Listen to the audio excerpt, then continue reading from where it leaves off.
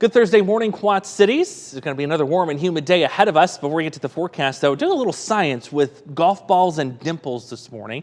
Not yours or mine, but the dimples on the golf balls. I'll show you the science behind some of that, because it's not just the appearance that the dimples serve a purpose for. It's actually to help push the ball a little further as it shoots through the air. So let's take a smooth ball, for example, a ping pong ball. Those have a smooth surface. So what happens is as that ball travels through the air, there's a vortex created behind it that creates what we call a heavy drag force, kind of slows the ball down.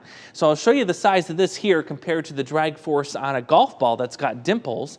That golf ball and the dimples create a little bit more turbulence behind the ball itself as it travels. And notice the drag, the amount of resistance there with that vortex, it's much smaller compared to that of a ping pong ball. So there's a little science behind why the golf ball has that certain dimple-like appearance to it, if you will. There is a reason for it. Speaking of golf, let's go out to TPC Deer Run hour by hour this morning. We've got temperatures already in the low 80s by 10 o'clock. As we get you into the noon hour, lunchtime, aiming for 90 or near it anyway. And also notice too, we're going to have a lot more wind in play today. That'll be at the southwest, that is, at about 10 to 20 miles an hour at times. If you can find some shade, at least that'll help cool you off. And we're expecting highs near 91 by the peak of the afternoon. We're still on track to see that cold front in here tomorrow morning. That's going to provide a decent chance for showers and storms, especially I-80 points to the north. Here's the timing on that, 5 o'clock. And as we get into the 6, 7 o'clock hour, getting right into areas north of the Quad Cities, that'll be out of here by about 10, 11 o'clock as the front sinks to the south. Notice we've had a little bit of a shift in the rain, now north of I-80 instead of south. And I tell you, you guys down here, you need it more than the people up north do. But fortunately, that's just how it's going to play out with this next round, the way things look right now. Let's get a closer view with our high-resolution future track.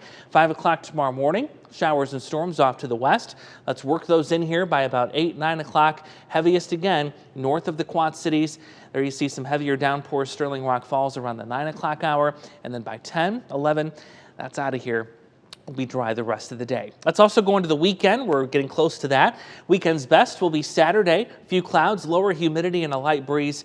Highs in the mid-80s. Some humidity will drag that back in by the end of the weekend, pushing us up towards the 90-degree mark on Sunday. So after a quiet weekend, next week looks a lot more active. Near daily chances for showers and storms. The timing of those will be favored late at night, early in the morning. Hopefully we can keep the skies dry for many of our fireworks festivities on Monday evening, but it certainly looks like we could finally get the decent shot of some much needed rainfall as we get into next week.